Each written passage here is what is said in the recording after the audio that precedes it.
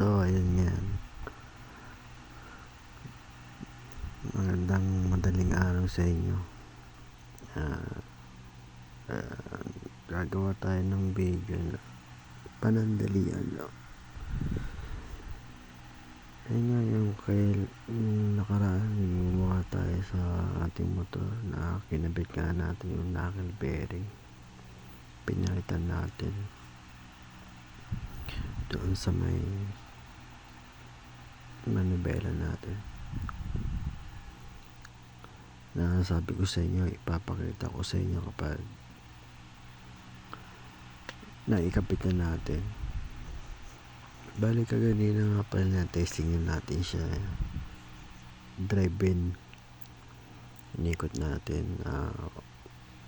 May binili kasi tayo sa labas. Ayun nga, napansin ko lang na dahil nga sa bagong kabit mo nga ng knuckle bearing na yun, madulas siya. Nanibago ako kasi nga diba nasira yun, medyo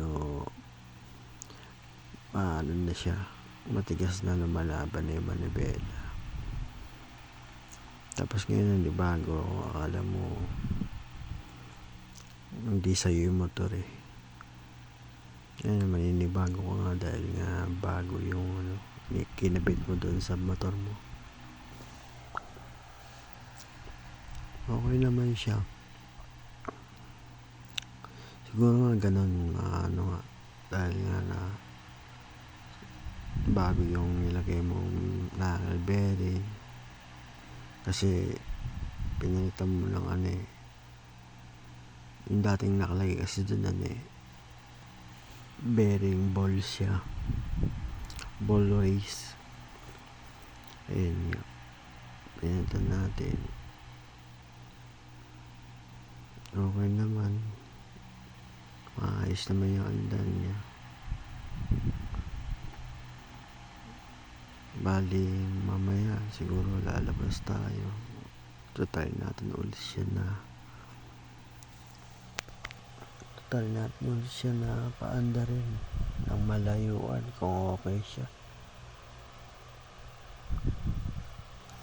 Okay daw kasi yung knuckle bearing yun kapag medyo madadaanan mo mga lubak-lubak. Okay siya sa mga lubak-lubak na daanan. Hindi katulad ng